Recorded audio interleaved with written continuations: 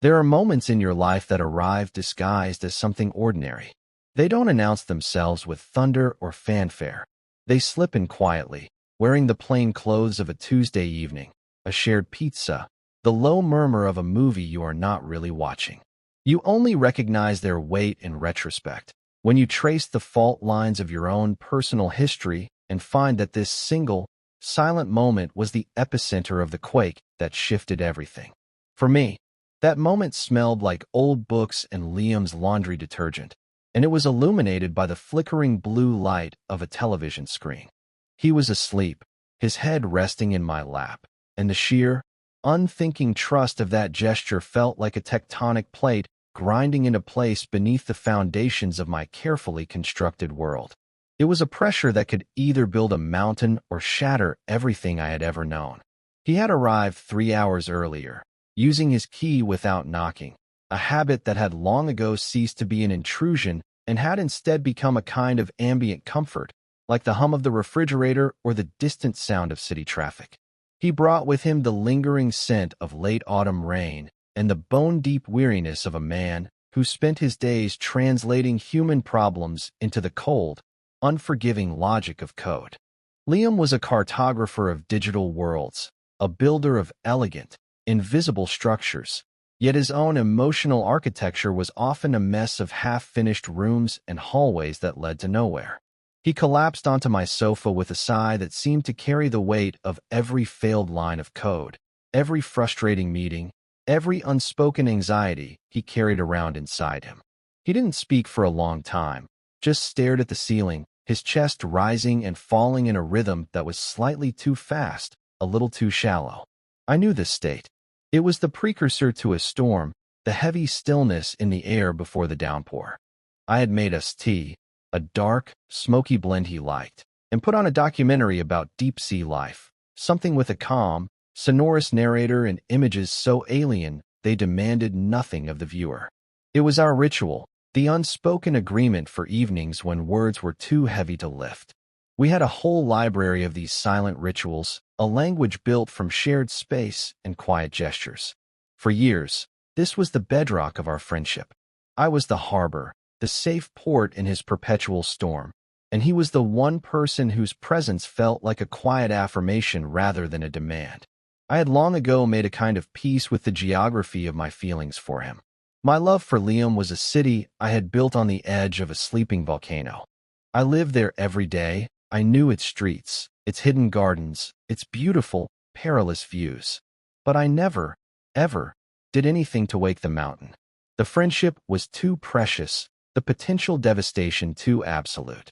I was the quiet observer, the curator of our history, and that was a role I had accepted. But tonight, something had shifted.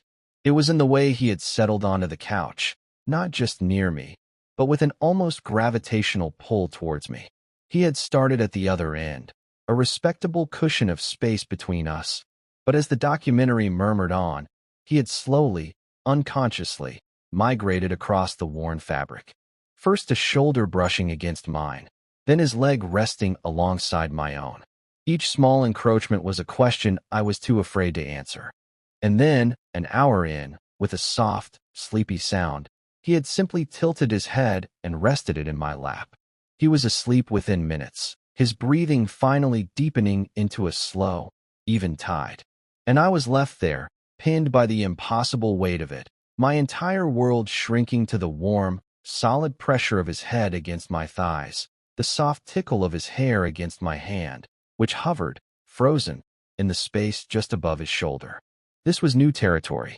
A border had been crossed without a single word, and I had no map for what lay on the other side. The look he had given me just before his eyes had closed, a look of profound, exhausted trust, had felt different. It wasn't the look of a friend seeking comfort. It was something more vulnerable, more raw, a silent plea that I couldn't decipher but felt in the deepest marrow of my bones. To understand the tremor that was running through me, you have to understand the ground on which we stood. Liam and I had met in our sophomore year of college, thrown together by the random lottery of a shared elective on the history of photographic art. I was there because it was my major, my passion, the very lens through which I saw the world. He was there because, in his words, it fit his schedule and sounded less boring than macroeconomics. He was all bright, kinetic energy, a whirlwind of easy smiles and sharp, analytical intelligence that he applied to everything from software architecture to the merits of different pizza toppings. He was, by all accounts and appearances, effortlessly straight. He dated a succession of bright, pretty girls who seemed to orbit his particular brand of chaotic sunshine. I, on the other hand, was quiet. I lived in the spaces between things, in the shadows and the subtle shifts of light. My camera was both my shield and my translator, the only way I knew how to truly articulate what I saw in the world, what I felt. Our friendship bloomed in the quiet, focused atmosphere of the darkroom. He was fascinated by the alchemy of it, the way an image could slowly emerge from a blank sheet of paper submerged in chemicals, a ghost taking form. He wasn't a natural artist. His hands were made for keyboards, not for the delicate dance of dodging and burning, but he was a dedicated student. He loved the process, the tangible result of a careful procedure. I loved his curiosity. He would watch me work for hours, asking questions that were surprisingly insightful, cutting through the artistic jargon to the simple mechanics of light and time. "So you're basically just carving with shadows," he'd said once, and it was the most succinct, perfect description of my life's work I had ever heard. In those cool, dark, quiet hours, surrounded by the sharp, clean scent of Fixer, we built the foundation of us. We talked about everything and nothing. His frustrations with a buggy line of code, my struggle to capture the specific shade of melancholy in the twilight sky, our shared, ridiculous love for bad science fiction movies from the 50s. I knew, almost from the beginning, that my feelings for him were something other than simple friendship. It wasn't a sudden lightning strike. It was more like a slow, inevitable sunrise I could do nothing to stop. It was in the way my stomach would tighten when he laughed, a full-throated, genuine sound that seemed to make the air shimmer. It was in the way I found myself framing photographs in my mind with him as the subject. Liam, squinting into the sun, a constellation of freckles across his nose. Liam, hunched over his laptop, the blue light carving his features into stark relief. Liam, gesturing wildly as he explained some complex concept, his passion a visible, vibrant aura. He was a study in contrasts, a beautiful, frustrating composition of light and shadow, and I wanted to capture every angle, every nuance. But I was a student of observation, and I observed the world as it was. Liam moved through life with an assumption of his own heterosexuality that was as natural and unexamined as the air he breathed. He talked about girls, dated girls, fell in and out of love with girls. And I, the quiet friend, the stable fixture in his life, played my part. I listened. I offered advice. I learned to build a fortress around my heart, a place where the truth of my feelings could live safely, contained and unspoken. The friendship was the most important thing. It was a rare and precious structure, and I would not be the one to test its foundations. I became an expert in emotional compartmentalization. There was Julian the friend, who could clap him on the back, make jokes, and listen to his relationship woes with a sympathetic ear. And then there was Julian the photographer, the silent observer, who saw the way the light caught the gold flecks in his hazel eyes and felt a pang so sharp it was almost a physical pang. I kept the two selves separate. It was a matter of survival. For 6 years, this equilibrium held. We graduated, found apartments in the same sprawling, indifferent city, and built our adult lives. Our friendship became an anchor in the turbulent waters of our 20s. He was the one I called when a client stiffed me on a payment.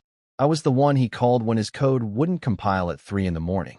We saw each other through promotions and rejections, terrible haircuts, and questionable fashion choices. And through it all, there was Chloe.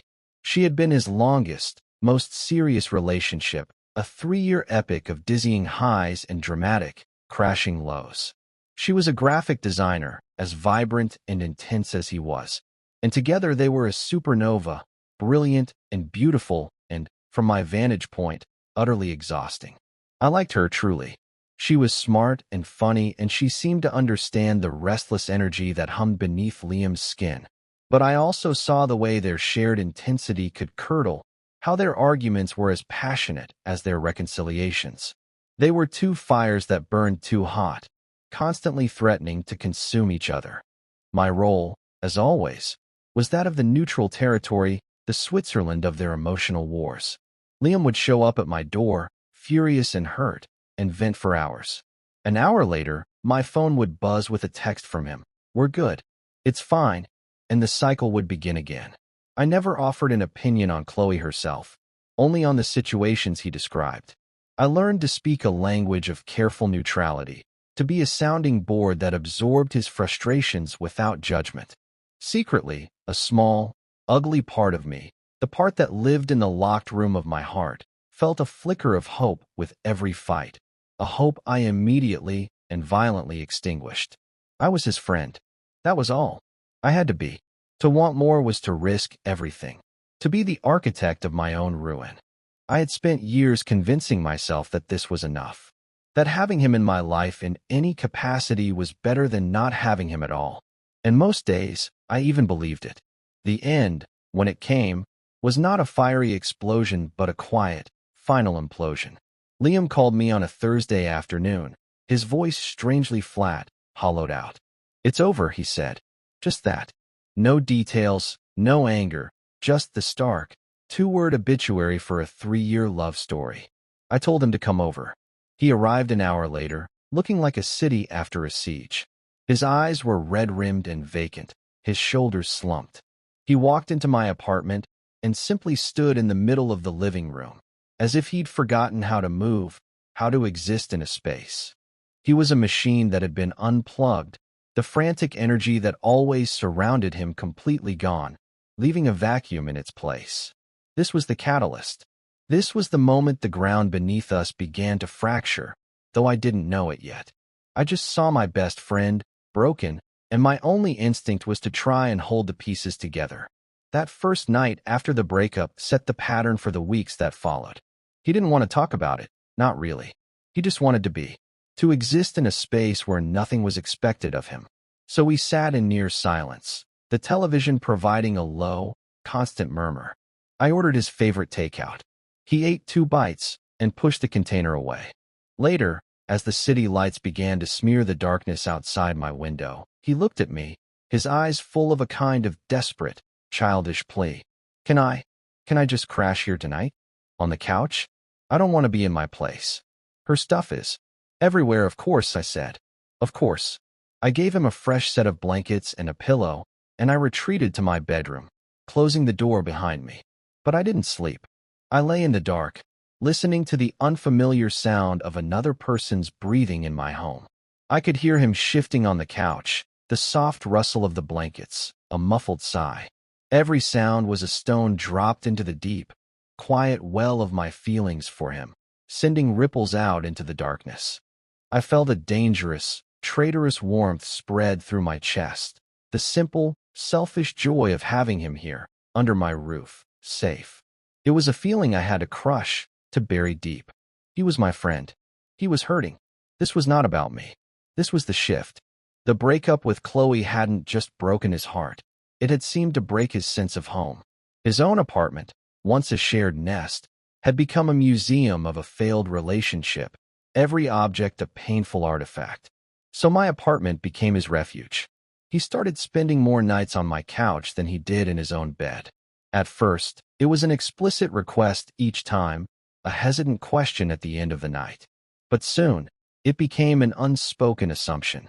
He kept a toothbrush in my bathroom, a spare set of sweatpants in my dresser drawer. Our lives, once parallel, began to converge. The boundary between my space and our space started to dissolve, the lines blurring like a photograph left too long in the developer. And so the ritual began. It was a silent, nightly ceremony of shared grief and unspoken comfort. He would arrive after work, drained and quiet. We would eat, or more accurately, I would eat while he pushed food around his plate. Then we would migrate to the couch, my old, comfortable sofa that was becoming the primary stage for this new, fragile play. We would put on a movie or a show, and the slow, inevitable drift would begin. He would start at his end, a respectable distance between us. But as the evening wore on, the space would shrink. It was a slow-motion study in proximity. A foot would inch closer. A hand would rest on the cushion between us. Then, his thigh would be pressed against mine, a line of warmth that I was acutely, painfully aware of. I became a hypersensitive instrument, registering every minute shift in pressure, every unintentional touch. My mind, the ever-present observer, cataloged it all, analyzed it, tried to find a pattern, a meaning, in what was most likely just the unconscious seeking of human warmth. I told myself it meant nothing. He was grieving. He was lonely. He was like a plant instinctively turning towards the sun, and I just happened to be the only source of light in his immediate vicinity. It was a friendship intensified by crisis. That was the logical, rational explanation.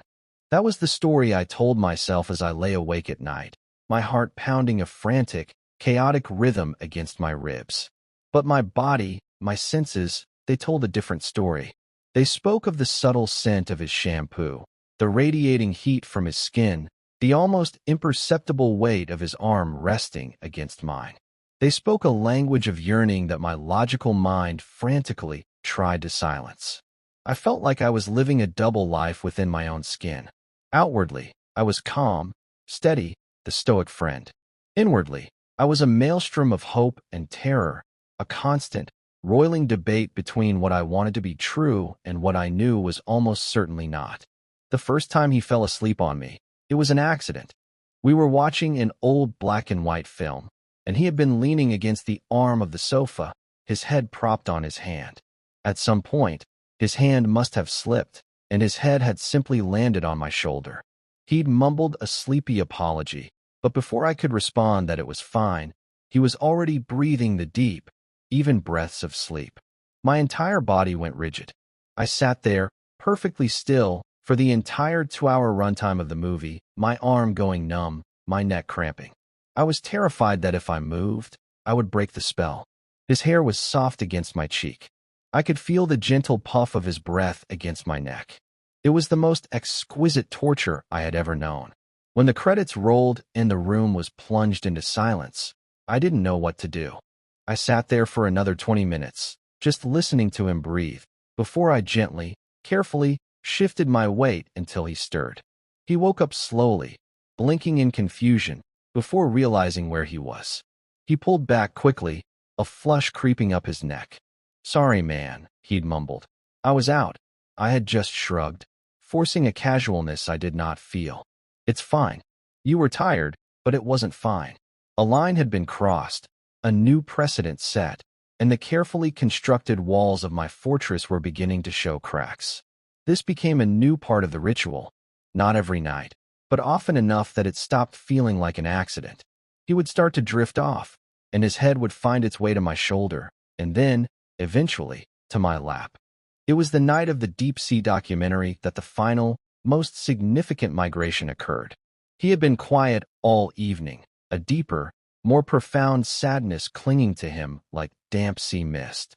He had laid down on the couch, his head on the armrest at the far end. But he was restless, shifting, unable to get comfortable. After a while, he sat up, looking at me with those exhausted, pleading eyes. He didn't say anything. He just looked at me, and then looked down at my lap. It was a silent, terrifying question. My heart felt like it was trying to beat its way out of my chest. I gave a small, almost imperceptible nod, and that was all it took.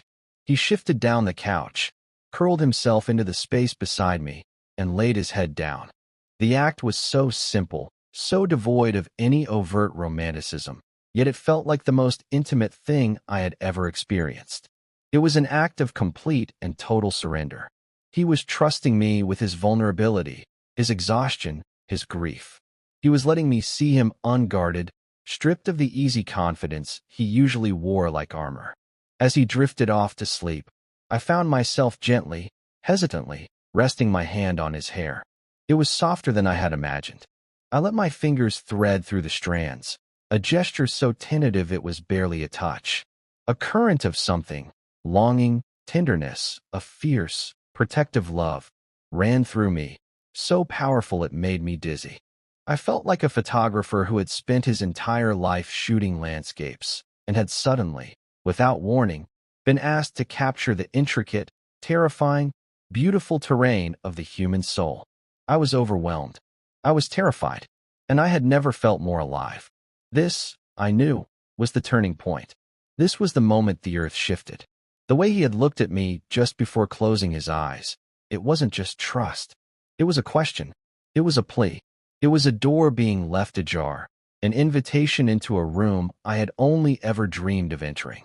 And I didn't know if I had the courage to step across the threshold. For weeks, we lived in this new, fragile ecosystem. The couch became our shared territory, a space governed by a set of unwritten, constantly evolving rules. The ritual of the evenings deepened, became more ingrained in the rhythm of our lives. He would come home to my apartment, not his own. We would eat, watch something, and he would end up with his head in my lap, my hand stroking his hair as he fell asleep. It was a strange, suspended reality. During the day, we were friends, texting about mundane things, making jokes. But at night, in the low, intimate light of my living room, we were something else. Something I had no name for. The physical intimacy was chaste, almost brotherly on the surface, yet it was charged with a current of unspoken emotion so thick I could almost taste it in the air. I became a scholar of his smallest gestures, an archaeologist of his moods. I could tell by the set of his shoulders when he walked in the door what kind of day he'd had. I could distinguish the subtle variations in his breathing as he slept, the shallow, troubled breaths of a stressful day, the deep, even rhythm of a mind finally at peace. I was documenting him, not with my camera, but with my senses, my memory. I was creating a private collection of moments, a gallery of intimacies that no one else would ever see. The way his brow would furrow in his sleep when a dream troubled him. The small, contented sigh he would let out when I ran my thumb over his temple. The way, sometimes, his hand would come up in his sleep and rest on my leg. A gesture of unconscious possession that made my breath catch in my throat. My own life began to feel like a photograph that was slowly coming into focus, but I was terrified of what the final image would reveal. I stopped dating. The idea of being with anyone else felt like a betrayal, a lie. My world had shrunk to the confines of my apartment, to the orbit of this one man. My friends, the few I kept close, noticed the change. "You seem different," my friend Sarah had said over coffee one afternoon. "Happier, maybe, but also more stressed?" I can't put my finger on it. I had just shrugged, unable to offer an explanation that wouldn't sound insane. How could I tell her that my entire emotional state was tied to whether or not my grieving, presumably straight best friend would choose to sleep on my lap that evening? How could I explain that I was living on a knife's edge of hope and despair, and that the quietest moments of my life were now the most fraught with meaning? The anxiety was a constant, low-grade hum beneath the surface of everything. I was terrified of misinterpreting the signals. What if this was just about his grief? What if, once he started to heal from Chloe, he would simply retreat back to his side of the couch, back to his own apartment, and our friendship would return to its old, safe, platonic shape? The thought was a cold knot of dread in my stomach. But even worse was the fear that I might be right. What if this did mean something more? What would happen then? Liam had never given any indication that he was attracted to men. His identity was a solid, well-established structure. Was I a fool for thinking that a few nights of grief-stricken cuddling could fundamentally alter the architecture of who he was? I felt like I was walking a tightrope over a canyon, and any sudden movement, any misplaced word, could send me plummeting. One night, the tension became almost unbearable. He was particularly quiet, a deep, brooding melancholy wrapped around him like a shroud. He settled onto the couch, and for the first time in weeks, he kept his distance. He sat at the far end, curled into himself, his arms wrapped around his knees. The space between us felt vast, a cold, empty expanse. The silence was heavy, thick with everything we weren't saying. I tried to watch the movie, but the images on the screen were just a meaningless blur. My entire being was focused on the man sitting 6 feet away from me, on the palpable wall of sadness that surrounded him. I wanted to reach out, to bridge the gap, but I was paralyzed by the fear of rejection. The ritual had been broken, and I didn't know why. After an hour of this strained silence, I couldn't take it anymore. I muted the television. The sudden quiet was deafening. "Liam," I said, my voice sounding rough and used. He didn't look at me, just kept his eyes fixed on the dark screen. "Yeah. Are you okay?" It was a stupid question. Of course he wasn't okay. But it was the only door I knew how to open. He let out a long, shaky breath. "I saw her today," he said, his voice low. "Chloe. We met for coffee, too. Exchanged the last of our stuff." The cold knot in my stomach tightened. Of course. This was about her. It was always about her. I was just the temporary fix, the emotional bandage. "How was it?" I asked, trying to keep my voice even, supportive. The voice of Julian, the friend. "It was final," he said. "Like, really final. She's seeing someone new." He finally turned to look at me, and his eyes were glistening with unshed tears. "She seems happy, Jules. She's moved on. And I'm just stuck." My heart ached for him. It was a pure, uncomplicated ache, for a moment eclipsing all my own selfish anxieties. I saw my friend, lost and hurting, and the desire to comfort him was overwhelming. I moved across the couch, closing the distance between us. I sat beside him, not touching, just being near. "You're not stuck," I said softly. "You're grieving. It takes time." He shook his head, a bitter, humorless smile twisting his lips. "It's more than that. I feel like I don't know who I am without her. Without that. And I come here every night, and I use you like a human tranquilizer. And it's not fair to you." The phrase "human tranquilizer" hit me like a punch to the gut. It was clinical, detached. It was exactly what I had feared, that I was a utility, a convenience, not a person he was turning to, but a thing. The hope that had been so carefully, so tentatively blooming within me, began to wither. But then he looked at me again, and his expression was one of profound, desperate confusion. "But the thing is," he whispered, his voice cracking, "it's the only time I feel okay. The only time my brain shuts up is when I'm here. When you." He trailed off, unable to finish the sentence. He looked down at his hands, then back at me. The air between us was electric, charged with months of unspoken feelings, of ambiguous gestures. This was it, the moment of truth. The tightrope was swaying violently beneath my feet. He held my gaze, his hazel eyes searching my face for something I couldn't name. The documentary on the muted television was showing images of bioluminescent creatures in the crushing blackness of the deep sea, their fragile lights the only thing illuminating the void. It felt fitting. We were in our own deep, dark place, and something fragile and luminous was about to happen. "Jules," he said, his voice barely a whisper. "Yeah." I breathed, my heart hammering against my ribs. He didn't say anything for a long moment. He just looked at me, and in his eyes, I saw it all. The confusion, the fear, the grief. But underneath it, something else. Something new and terrifying and hopeful. A faint, flickering light in the darkness. Then, he asked the question that would shatter our world and rebuild it into something entirely new. "Would it be okay," he whispered, his voice trembling slightly, "if I kissed you?" Time seemed to stop. The sounds of the city outside my window faded away. The flickering light from the television, the scent of old books, the very air in the room seemed to hold its breath. My mind, usually a chaotic torrent of analysis and second-guessing, went completely, utterly silent. There was only his question, hanging in the space between us, as fragile and as real as a soap bubble. It was an offering, a plea, a confession. He was giving me the power, the choice.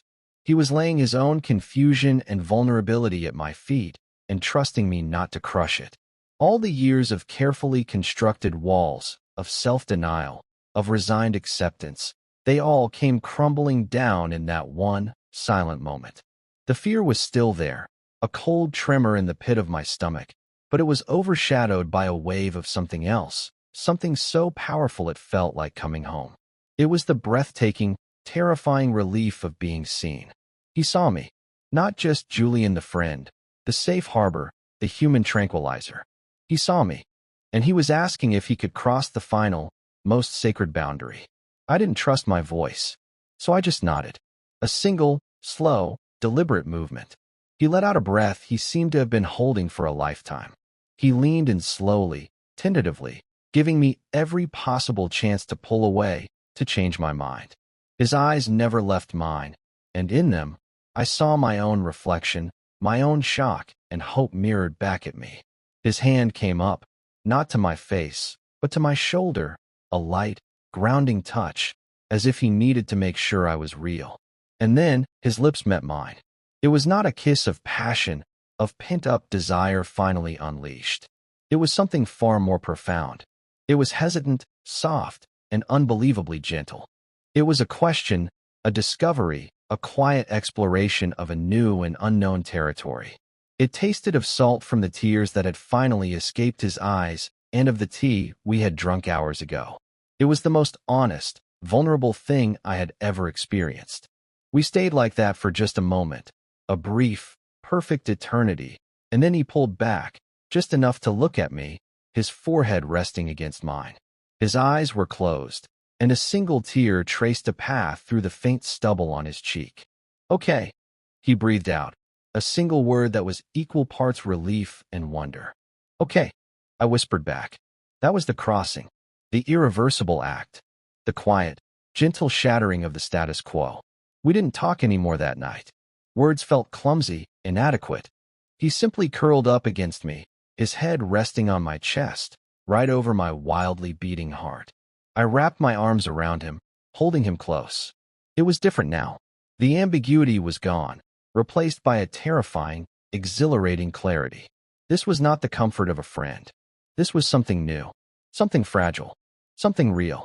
And as he fell asleep in my arms, his breathing finally deep and peaceful, I stayed awake for a long, long time, staring into the darkness, feeling the phantom pressure of his lips on mine, and wondering what in the world we were going to do now.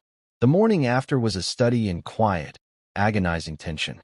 I woke on the couch, still in my clothes from the day before, with Liam asleep beside me. Sometime in the night, we had shifted, and we were now lying face to face, his arm thrown across my waist. For a few blissful, groggy moments, I simply existed in the warmth and the reality of it. The memory of the kiss was a warm, glowing coal in my chest. It had happened. It was real. But as the pale morning light filtered through the blinds, so did the anxiety. What did it mean? What came next? I could feel the delicate, crystalline structure of the moment beginning to fracture under the weight of the coming day. Liam stirred, his eyes fluttering open. He blinked a few times, a look of soft confusion on his face as he registered our proximity. Then, memory dawned, and I saw a shadow pass over his features. He pulled his arm back as if he'd been burned, sitting up quickly, putting space between us. The warmth of his body was instantly replaced by a cold, empty draft. He wouldn't look at me. He just stared at the floor, running a hand through his already messy hair. He started, his voice thick with sleep and something else. Regret. "Jules, I'm so sorry. Last night, I was a mess. I shouldn't have. That wasn't fair to you." Every word was a small, sharp shard of ice in my heart. I shouldn't have. The four most devastating words he could have possibly chosen.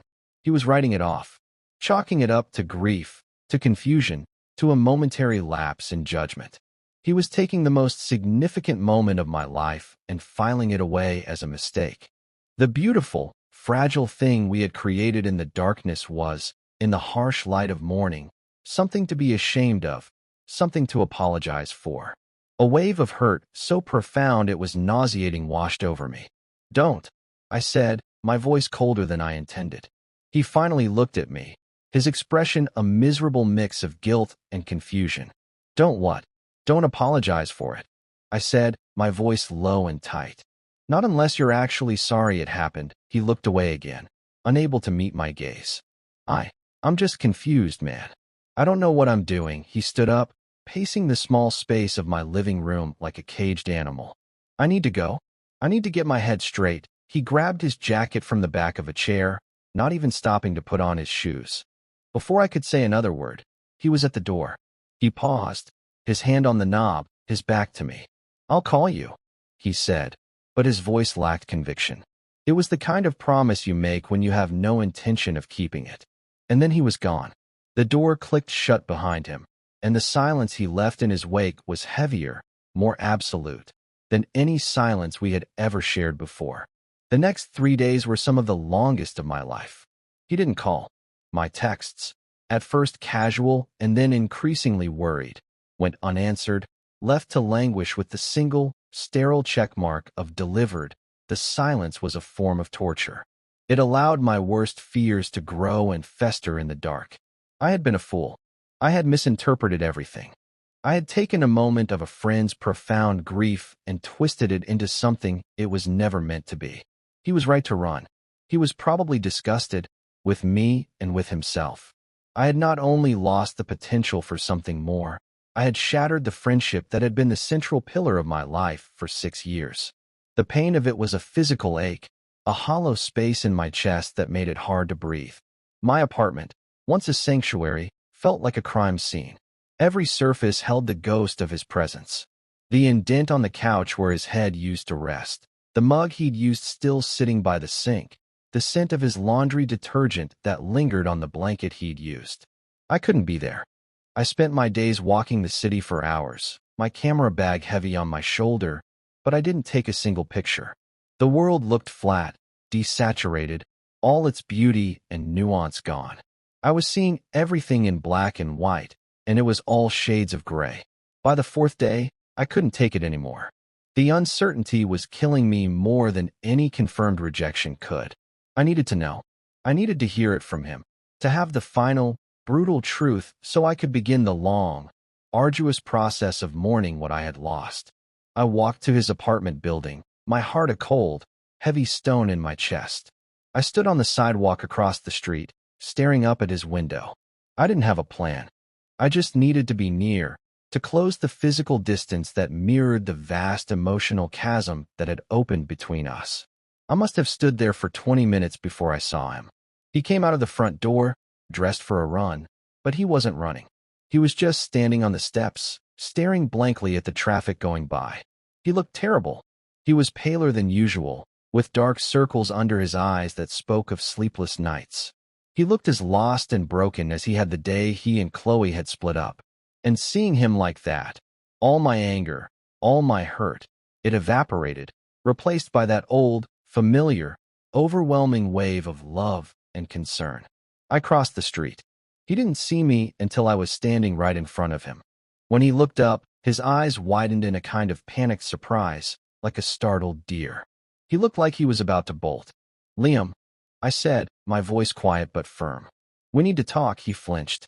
"Jules, now's not a good time." "No," I said, finding a strength I didn't know I possessed.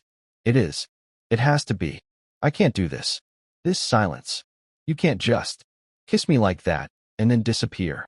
You owe me more than that. Our friendship deserves more than that." The mention of our friendship seemed to land. He sagged, the fight going out of him.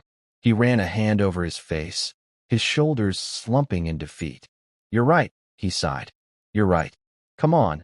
He led me upstairs to his apartment. The place was a mess. Takeout containers littered the counter. Clothes were strewn over the furniture. It was the apartment of a man who was coming undone. The few boxes of Chloe's things were still sitting by the door, a testament to his paralysis. He didn't offer me a seat. We just stood in the middle of his chaotic living room, the air thick with unspoken words. "I am so sorry, Jules," he began again. "Stop." I cut him off, my voice sharper than I intended. "Stop apologizing. Just tell me the truth. What is going on in your head? And don't you dare tell me you were just confused or grieving, because that kiss was not that. I was there. I felt it. It was real. So what was it?" He started pacing again, that nervous, caged animal energy back in full force. He wouldn't look at me. He just stared at the floor, at the walls, at anything but me. "I don't know," he finally burst out, his voice raw with frustration. "That's the problem. I don't know what it was. All I know is that my whole life, I've had this blueprint. You know? Go to school, get a job, meet a girl, fall in love, get married. It's the only map I've ever had. and I thought I was following it. With Chloe, I really thought that was it. He stopped pacing and finally looked at me, his eyes wide and desperate. And then it all fell apart. And I was completely lost. And I came to you because you're my anchor. You're the one solid thing in my life that's always made sense. And I thought I just needed my friend. He took a shaky breath, his voice dropping to a near whisper. But then, things started to get blurry. Sitting on your couch every night. It was the only time I felt safe. The only time I felt home. And I started to need it. To need you. In a way that scared the hell out of me. And that night, looking at you, it was the only thing in the world that felt right. Kissing you felt inevitable. It felt more real than anything I've ever felt in my life. He looked down, shaking his head as if in disbelief at his own words. And that's what terrifies me. Because it doesn't fit the blueprint. It's not on the map. I'm 28 years old, Julian. I've only ever been with women. I've only ever thought about women. How can you suddenly feel like the only thing that makes sense? His confession hung in the air between us, raw and honest, and utterly heartbreaking. All his fear, his confusion, it wasn't about me, not really. It was about him. About the entire foundation of his identity cracking. He hadn't been running from me. He had been running from himself. The relief that washed over me was so intense it made my knees feel weak. He wasn't disgusted. He wasn't rejecting me. He was just lost. I closed the distance between us, stepping into his space until I was standing right in front of him. I reached out and put my hands on his shoulders, forcing him to look at me. Hey, I said softly. Look at me. He slowly lifted his gaze to mine. His eyes were full of tears. Throw away the map, I said. The blueprint is garbage. It's not real. This, I said, my grip on his shoulders tightening slightly, is real. What you're feeling is real. It's terrifying, I know. Believe me, I know. I've been living in this uncharted territory for 6 years. His eyes widened, the full weight of my own confession finally dawning on him. 6 years, he whispered, his voice full of disbelief. I gave him a small, sad smile. I'm a very patient photographer. I'm good at waiting for the right light. I took a deep breath, the truth finally coming out, easy and terrifying all at once. I'm in love with you, Liam. I have been for a long, long time. And I know you're confused, and I know you're scared. But you are not in this alone. We can be scared and confused together. A single tear finally escaped and rolled down his cheek. He didn't wipe it away. He just stared at me, his expression shifting from terror to a kind of dawning wonder. He leaned in, just as he had on the couch, and rested his forehead against mine. I could feel the tremors running through his body. What do we do? He whispered, his voice choked with emotion. I don't know, I answered honestly. We figure it out. One day at a time. No maps. No blueprints. Just this, and I kissed him. This time, there was no hesitation. No tentativeness. It was a kiss of reassurance, of acceptance, of promise.